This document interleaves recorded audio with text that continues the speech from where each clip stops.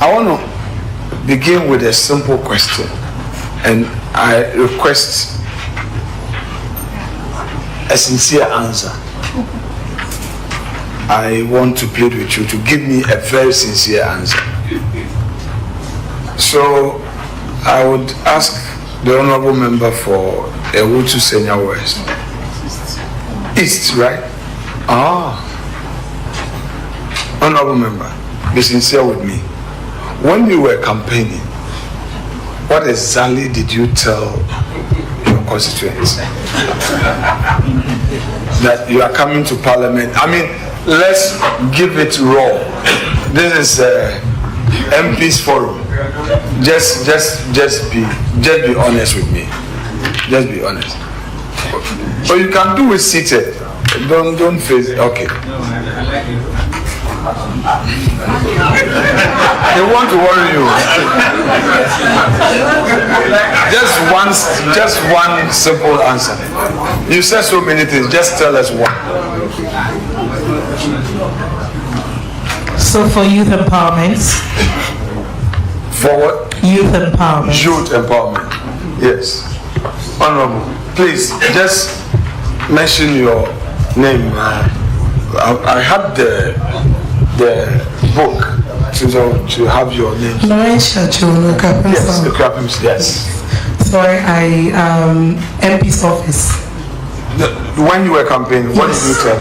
You create an office for an MP? Yes. No, in terms of what you're going to do, as for the office, I'm sure. No, an office in the constituency, we don't have one. Oh, okay, so that's what you told us. Yes, that's what I told you. This is very raw, you know, not refining it. Not, yes. Yes, sir. Honorable. Belly, what I say, Esquire. Belly, what last say, Esquire. Esquire. So you are a lawyer? Yes. Okay. I'm from Prince North. Yes, sir.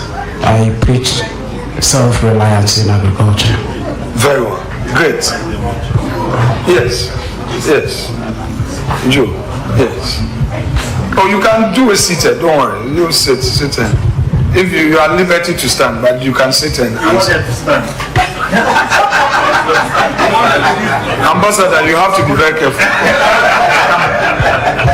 My name is Millicent Ebama Kwasunyani West constituency.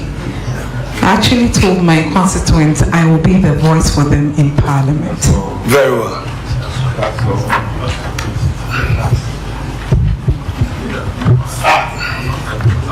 Far back, Kofodia, new job enough.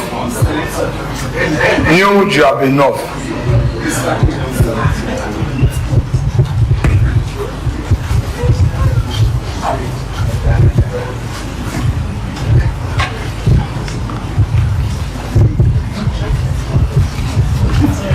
Thank you very much, leader.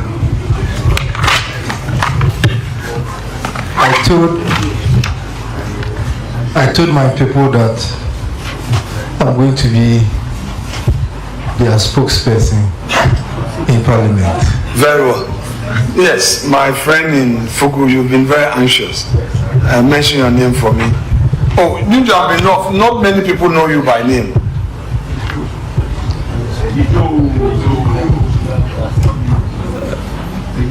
Leader, my name is Nano Seiji. Very well. You job enough. Very well. Yes. I'm Ebenezer Ado, Asutifi North. Ebenezer Ado.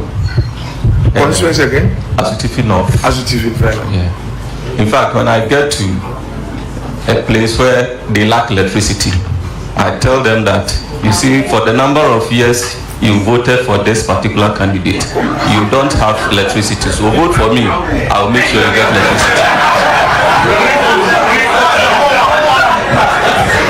Fred.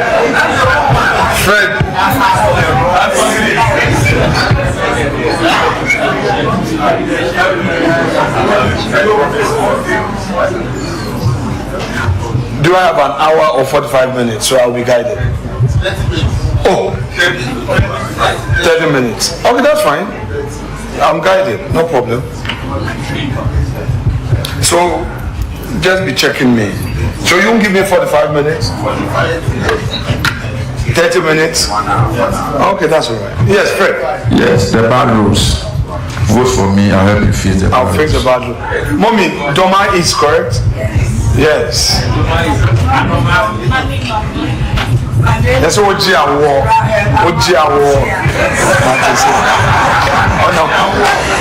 Please.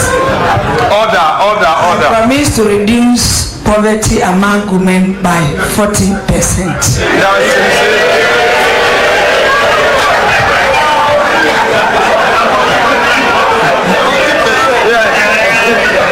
My neighbor, come now, my neighbor. Yes.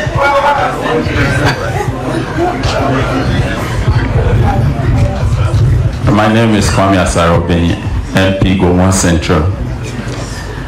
What I told my people is very interesting. And I know that's why the minority leader is smiling, because we are neighbors. I told them that the Futu people have taken all our lands.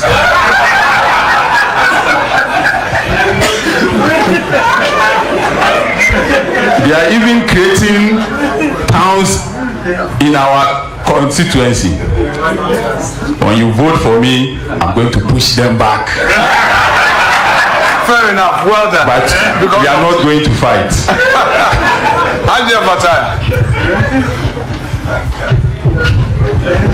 Naleruko, correct?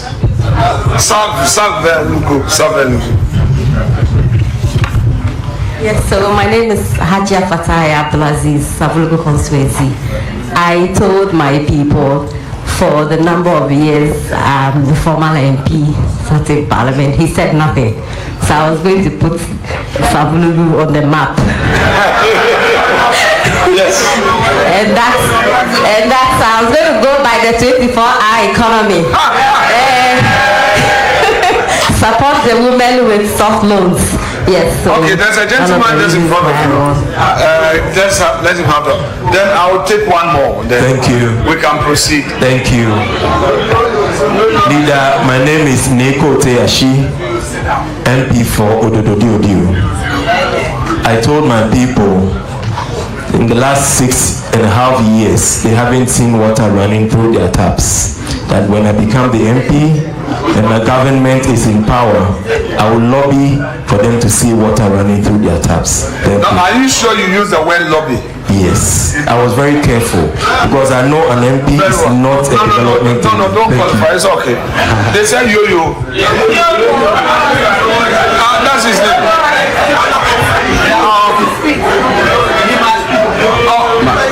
My name is Frank. My name is Frank Yeboah Achoma Mwabejanov. I told them I'll bring parliament to their doorsteps. Very well. Yes. I use just one stone. John Dramani Mahama started the only senior high school in UNU, which was abandoned by my predecessor. So I told them that they should kick him out. I'll come and talk about it, and they will complete it. So that particular E-block finished my predecessor. Colonel Damwa, and Kwanza German South. Order. I talked about unity, peace, security. Unity, peace, security, and development. Very well. So, colleagues, on that note, we shall commence our journey. We shall commence our journey to discuss this afternoon's session. It's a privilege to facilitate this session of your training, which is titled Lawmaking Process and Scrutiny of Legislations. We realize that all of you on the campaign trail were saying all manner of things, but seriously speaking, your real work, your constitutional mandate is lawmaking. to be in the house, to look at bills, make inputs, and pass them for the purpose of governance. Oftentimes, when it gets to this stage of lawmaking, you see the smallest number of participants. From 1993 all the way through, if you watch the video of all parliamentary proceedings where the actual lawmaking process is being undertaken, maximum 20 people. Maximum 20 people. So should any citizen vigilante take parliament to court and challenge any of our legislations and raise quorum, if the judges are bold and do not consider public policy, will create problems. To be able to be effective in this enterprise, you need to have a clear understanding of your work. You need to demonstrate commitment to the rigorous scrutiny that is expected of you. Consider all the various organizations and interest groups and their inputs, and eventually balance it off with your own views of the world you want to see with that law. As lawyers would always say, we must be fortified in whatever we are doing. So where do we take fortification from in terms of our law-making mandates? Article 93(2) of the Constitution imposes that obligation on Parliament. And for the avoidance of doubt, I shall proceed to read Article 93(2) and do so aloud and in extenso. Quote, 93(2). Subject to the provision of this Constitution, the legislative power of Ghana shall be vested in Parliament and shall be exercised in accordance with this Constitution. So that is the introduction, that the legislative power of Ghana shall be vested in you and in accordance with this Constitution. So the Constitution is now introducing you into due process as enshrined by itself. So we now would move to Article 106. 106. Because that is what the Constitution says. It gives you the power under 93(2) and then drives you into where and how you should exercise those powers. And colleagues, let me add that when the Constitution imposes a duty or obligation on you, the same Constitution will direct you on how to exercise that duty and rights. You cannot exercise that duty anyhow. It is the reason why yesterday when my respected colleague the Afenyo-Markin was invoking certain provisions of the Constitution to justify the aura, I had to question him that it has to be done through due process of law. But that is for another day. Can Parliament exercise its constitutional mandate without regulating it, without guiding it with its own rules? I dare say that no, it cannot. It can only do so if there is a proper system of rules to guide it, to avoid chaos and confusion. If you look at the hierarchy of our laws and Article 11 of our Constitution, which I will take you through for the avoidance of doubt.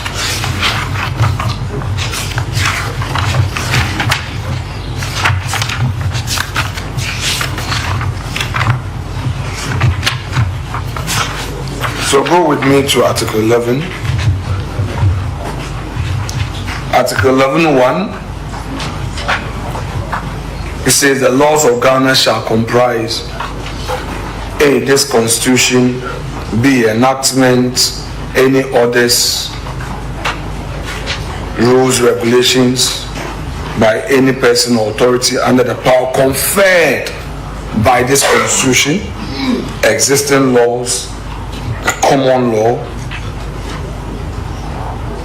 And when you come to 7, the 7 also prescribes even those subsidiary laws, how they come into force. So the Constitution as a document really guides us and helps us. So in that Constitution, the broader spectrum is defined, but then also introduces us to some subsidiary laws to guide the process. Because without those subsidiary laws, it will become difficult to give effect to the Constitution. So I'm trying to make the point that the enactment of our standing orders to guide us in achieving Article 106 duties imposed upon us by the Constitution is right in law. So when we look at Order 156, Order 156 of the Constitution,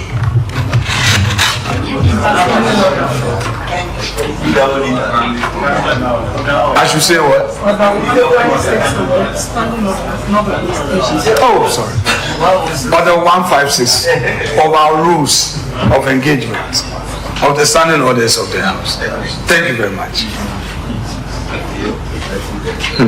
When the students are active, the professor cannot sleep. That is it.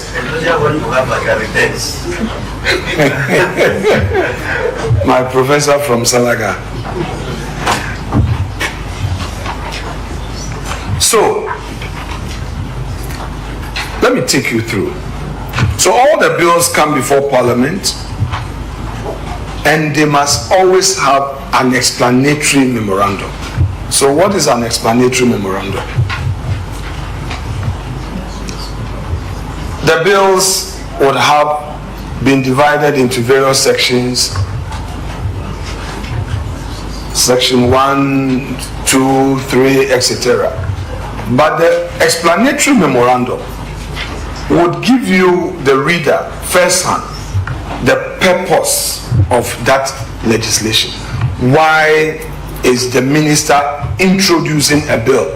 What is it that the minister wants to do? What has triggered it? What is calling for it? So for instance, the anti-vigilante enactment, the anti-vigilante bill, you recall that it was birthed as a result of the 2016 victory of MPP. Things were getting out of hand. These foot soldiers who think that when there's power, everything must either come to a standstill or they must be fed with every booty, or the spoils of war belong to them, were really disturbing the system.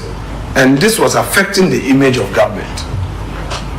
And looking at the calls from civil society and all, there was a need to put a stop to it by signaling them that there is a law, and if you misbehave, political power will not cover you.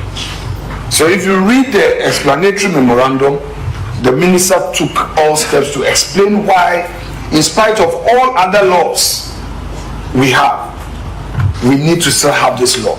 And let me launch you into an important thing. There would always be an existing law. There will always be an existing law. So in order not for members to shut it down, to tell you that, but why are you bringing this? Because we have a law. The Criminal Offences Act is there. Why do you want to introduce this one? We have a law that frowns on LGBT rights. Why do you still want to enact another law? You would always have to introduce the peculiar circumstances that will call for an establishment of a new regime of legislation. So for instance, we enacted Act 804, the Iyoko Act. And we also enacted the Anti-Money Laundering Act. We gave them freezing powers. And we explained in the explanatory memorandum why we needed to create these separate entities. Because prior to that, the police had all the right to investigate, and they had freezing powers to freeze people's account, to seize properties. But the explanatory memorandum gave an opportunity to explain why we need a distinct law to regulate a particular act. So those broad policy principles get explained, and now that we are looking clearly at Article 108, the fiscal impact analysis, which will now talk about the effect on revenue and expenditure for the financial year in which the legislation or proposal is expected to come into effect. Now, the understanding was that we need to do this, but the Supreme Court, in the recent ruling in the Richiskar case, has shut down this requirement in a way. I would want you to study it, all right? Because one of the arguments of Mr. Sky was to the effect that Parliament had failed to do the fiscal impact analysis, and for that matter, they had not met the threshold. Supreme Court shut it down. So read it and be guided. But however, for the purpose of this classroom, we are saying that is one of the requirements in the lawmaking process. Certainly, the sponsor would have to endorse the explanatory memorandum, as in to sign it, and then it comes to the House. Now let us deal with the presentation of the bill itself and the Gazette notification in accordance with Article 162, and then our Standing Order 159. So if you go to the standing orders,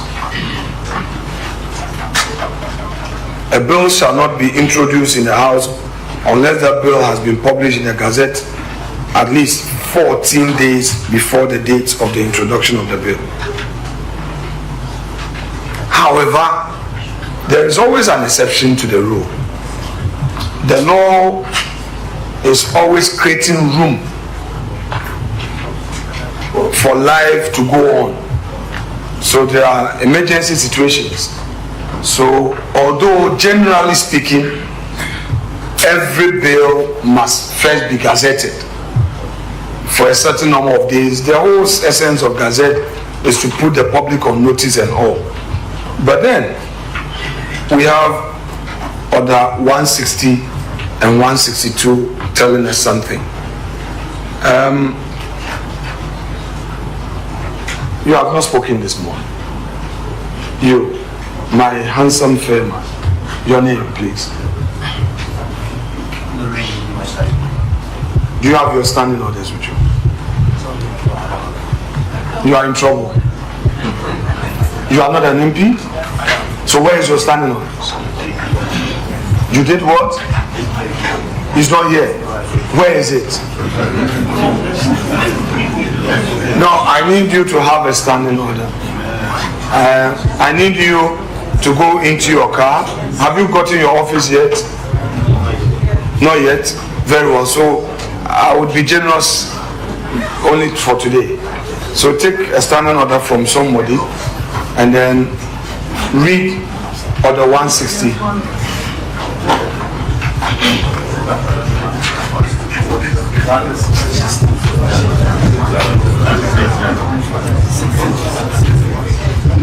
Read 160.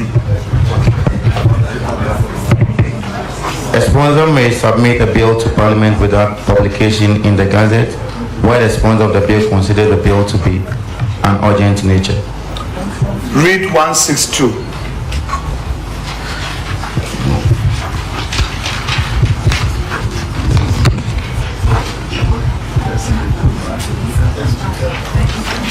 Parliament shall not, unless the bill of the motion is introduced by or on behalf of the President. Read it again. Read it well. Parliament shall not. Online what? Shall not. Is he one of those? One of them? The American? Read it again. We wanted the Ifutu way. That was the Asin way. Very well. Very well. So read the Asin way again. No, that was the Asin way I read. Repeat it. Okay. Parliament shall not. Okay.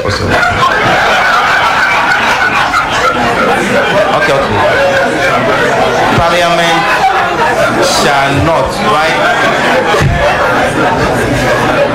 Go. Parliament shall not. Okay. Yes, unless the bill or the motion. Read the top.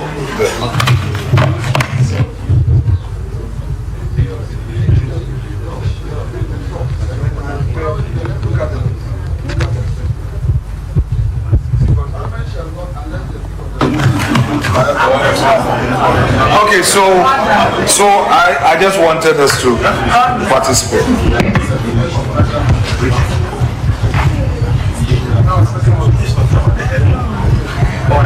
So I'm basically drawing your attention that although there is a general rule that provides that there must always be a Gazette notification for that 14 days, there is also an exception to the rule. And on this occasion,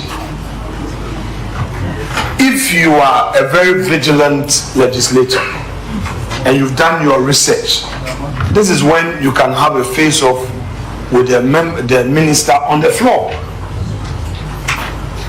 He comes to tell you that the bill is of urgent nature, no need for Gazette notification, and you take the minister on. You do pound for pound. This is when you debate. You get up, Mr. Speaker, with respect. I've heard the minister responsible for national security who seeks to prevail upon this house to do blah, blah, blah, blah, blah. Mr. Speaker, with respect, I do not think that this law must take him through the process of lawmaking without Gazette notification, blah, blah, blah. And I justify it on the following grounds.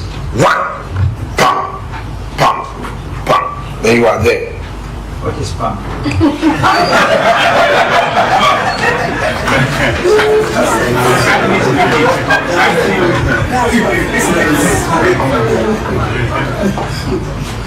So when the minister gets a bill to the house, it is expected that every member is given a copy of the bill. It must be distributed, else on the floor a member will get up and say, Mr. Speaker, I don't have a copy.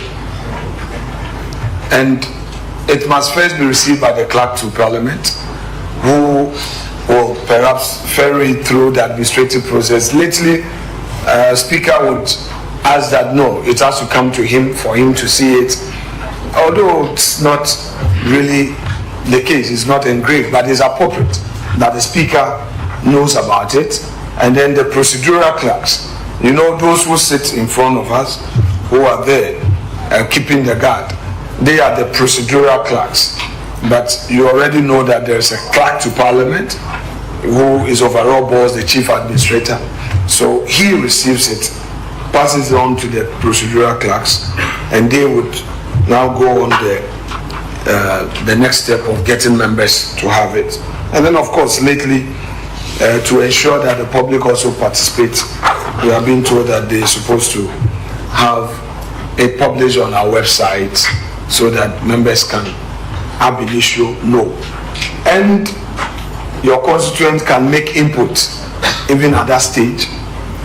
Or it is not here, but I also think that as MPs, practically, as practical as possible, when we receive the bills, we may also have to do some community engagement. But how many of us do that? Or how many of us can do that? You have just come, so you do it. I don't think I've ever done that. No, I've not done that yet. You learn best practices. Colleagues, our beautiful colleague has a question. Yes, please. Can we go back to you? Yes, please. Thank you. Because the material will be given to us, respectfully, okay, well, I want to make a small... Please go ahead. Right. So the presentation of the bills and gazetted notification, the article... And the gazette notification. Yes, the gazette notification. The article is not supposed to be 160. It is 108. Wait a second. Wait a second. We can... But of the Constitution. Wait a second, let's correct.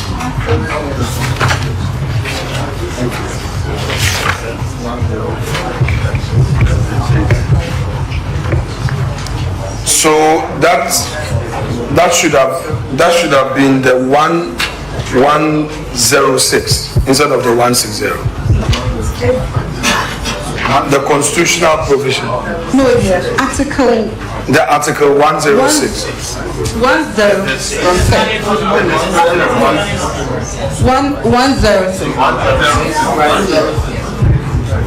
106. Yes. So please correct it on. I will give you copies. I'll give you copies of the slide after. But it is 106, and she's right. Can we say here to her?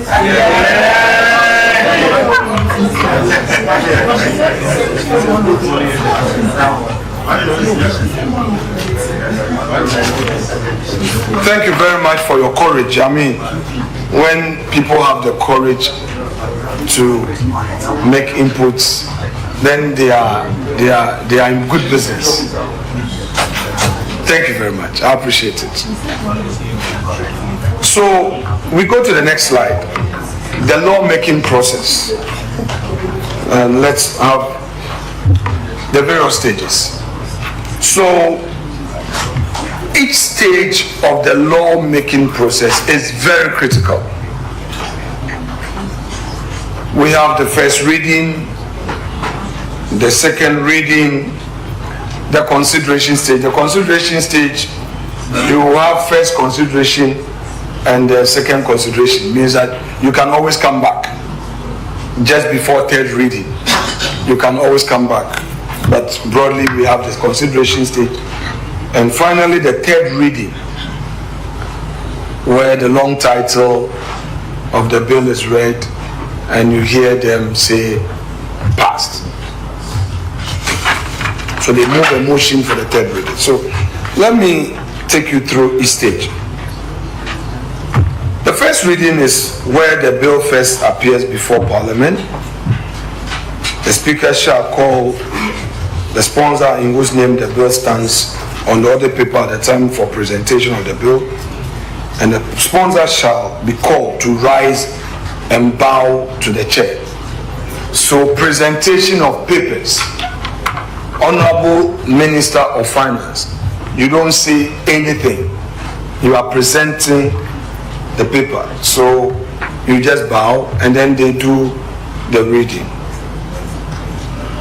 So the clerk shall read aloud the long title of the bill, which shall then be considered as read the first time. After the presentation of the bill, a member may ask the sponsor to offer a short explanatory statement on the bill, and the sponsor shall comply. Often we don't do it, but since you are very meticulous and determined legislators, if you really want to keep the feet of your minister to the fire, you would have to go through this and let he or she always come prepared.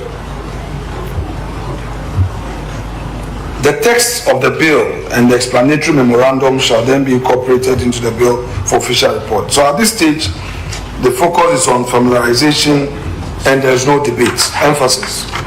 You don't debate at this stage. Then referral is made.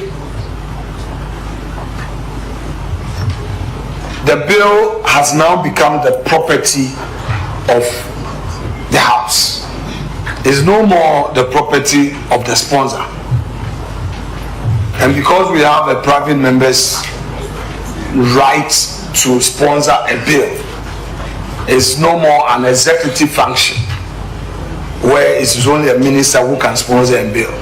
Now we as members also are sponsors of the bill. So you 3 or 2 or 1 person can sit down on a particular matter and say that, look, I want to sponsor a bill. But if you are a member of parliament, please get your colleagues 4, 5, 10 to sponsor. Don't be a sole sponsor. In parliament, if you want to go solo, you crash. So note that. So when the bill is read the first time, the bill shall be referred to the appropriate committee appointed under Article 103 of the Constitution and Orders 206 and 7, and the committee shall examine the bill in detail and make any enquiries in relation to the bill as the committee considers necessary. We are here as NDC, as MPP, as independent. But at the committee level, colleagues, no politics. A lot of the work is done at the committee level. The plenary is only about 5% of work, or even less. The actual scrutiny is done at the committee level. There is no NDC, there is no MPP, there is no independent. It's about Ghana. I share with you an experience.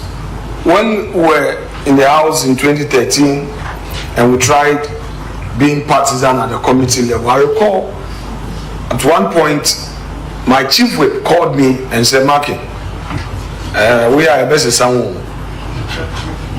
A best sound. We were free finance committee. I said, what hard dream?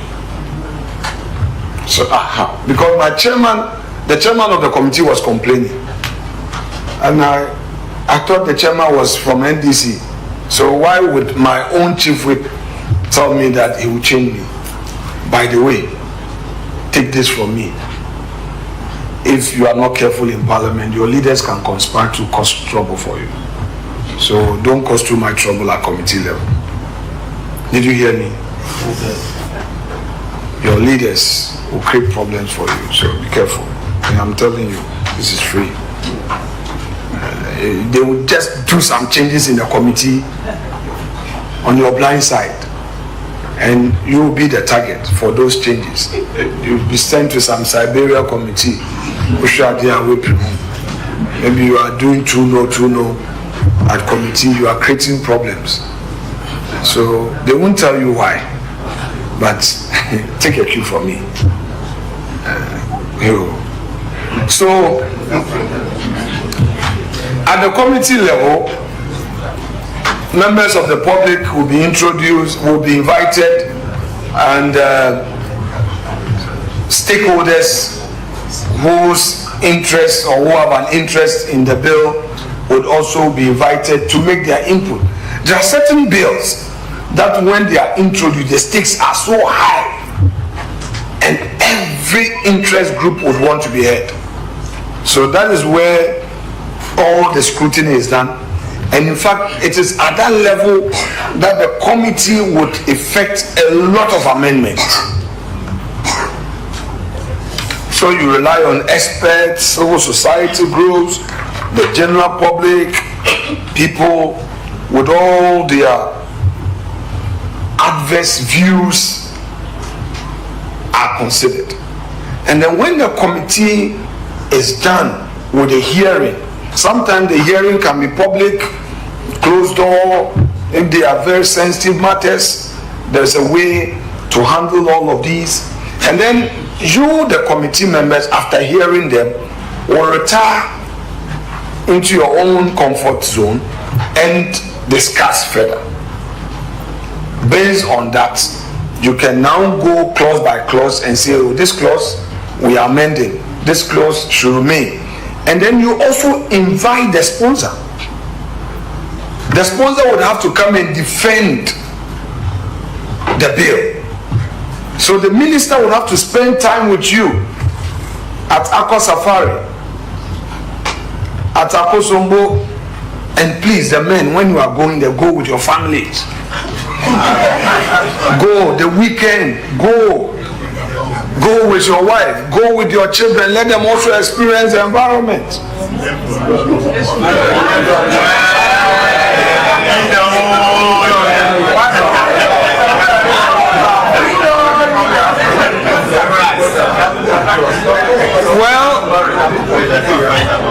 Well,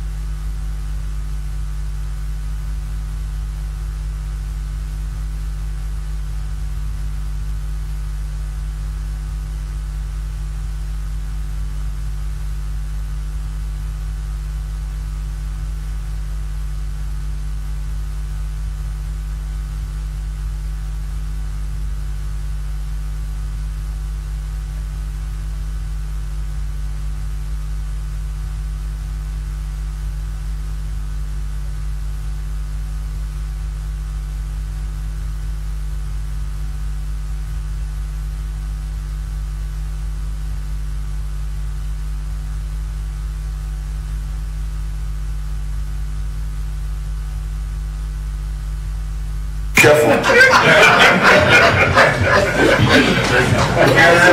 And the women too. It's not only men. It's not only men.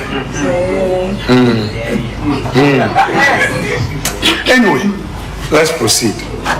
So, remember your family once you are engaged in this your legislative work. You know, they will freshen you up so that you can think well and do the right thing. So when you are done with everything, you now do your report. The report is normally signed by the chair of the committee and the clerk to the committee. And like I told you in my intro remarks some few days back, the clerks are very important part of the process. They know a lot. They are an embodiment of all the experience, all the knowledge, and please don't take them for granted. Don't disrespect them. The men, the ladies, just keep a good relationship with them. Have a good relationship with them. and then on kontokwa je wedwuma and tokwa bi anim. Okay, yeah, life goes on. That is it. C'est la vie. The women, don't see them and also disrespect them. Work with them. They will give you a lot of insight.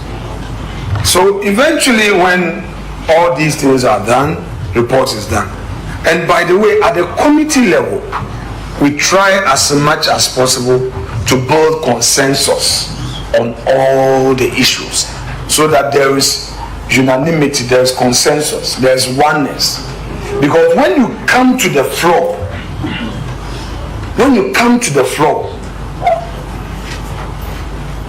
you are to defend your committee's report. A colleague may get up somewhere, and note this, you may watch some videos of proceedings and you know what I'm talking about.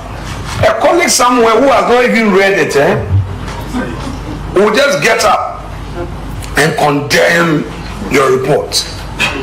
It is your duty at that point to work as a team. And I repeat, at that point, there's no NDC, there's no MPP.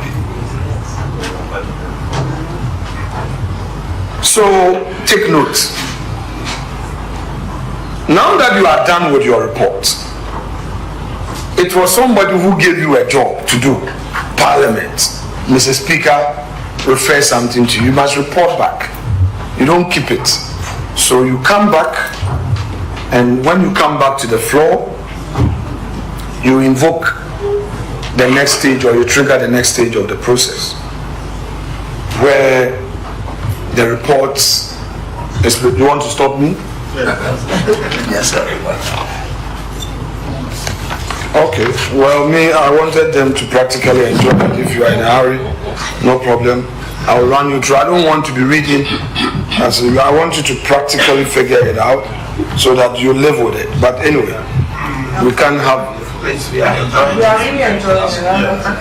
Did you hear Clark?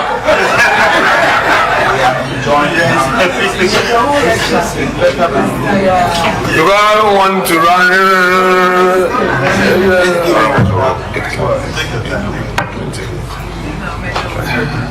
Chief Camilo. So you come to the next stage, what we call the second reading. So now, the second reading of the bill is at large. There, everybody makes an input. You make your input. You debate. That is where a legislator would have to exercise his rights. Say everything you want to say. You have to assess the bill, look at the pros and cons. When the motion is moved, it's an opportunity for you to deal with it, justify the bill, oppose it. But bear in mind that in all this debate, it is to prepare for the consideration. You don't amend the bill at the second reading.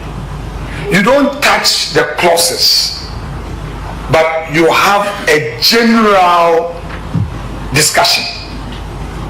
So I would always look out for a particular clause and then attack the bill from that angle to prepare me for consideration stage, so that at consideration stage I would proffer my amendment. But a very smart chairman of a committee would listen carefully and quickly get a sense of the house and even propose an amendment. So you realize that there are amendments that are owned by the committee. So although you have gone in to do your work, you've gone in to do your report, and you have your own amendment, but a smart committee chairman, a committee that is very diligent and determined, will listen and perhaps even call for a meeting soon thereafter and look at the sense of the house and say, look, let's amend this, let's amend that, let's amend that. So these are just additions outside of the mainstream. Now, because knowledge is not in one person's head, bear in mind, I've already told you that when the referral is made to you, you go and meet stakeholders and all. But there is something that the former majority leader really activated in parliamentary jurisprudence called winnowing. Winnowing takes place before consideration and during consideration. It is a system that parliamentarians have introduced to enable them build consensus. We want the law-making process to come to an end. We don't want to spend the whole 4 years on a law, all because we don't agree. So the winnowing is there to allow us to do further interrogation, and that is where is at winnowing that the grammar is properly marked. The phrases are properly situated in context to give effect to the law.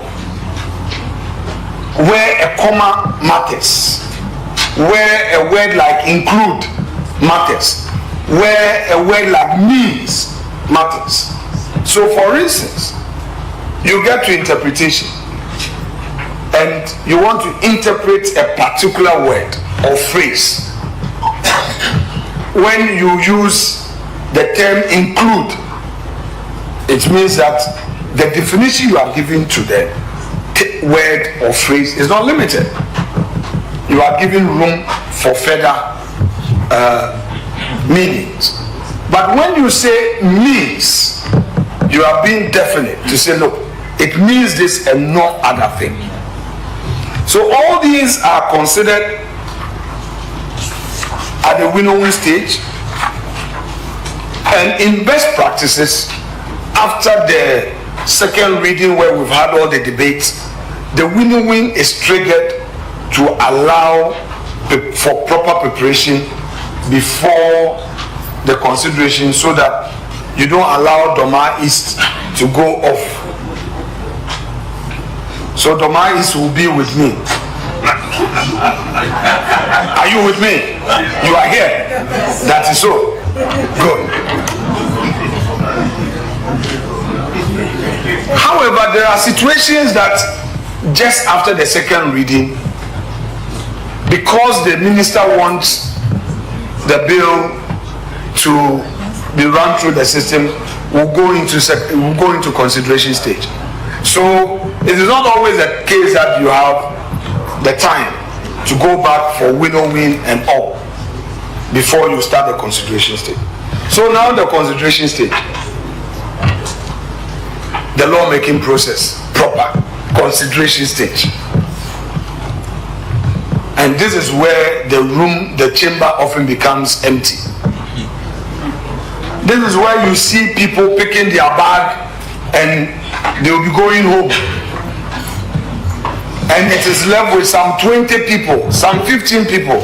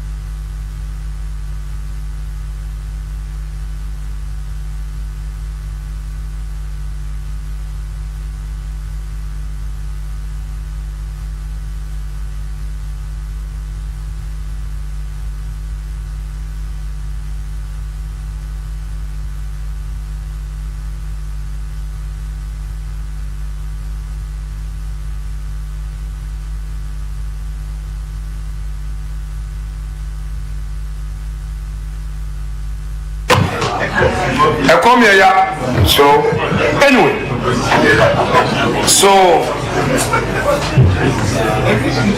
let's go through the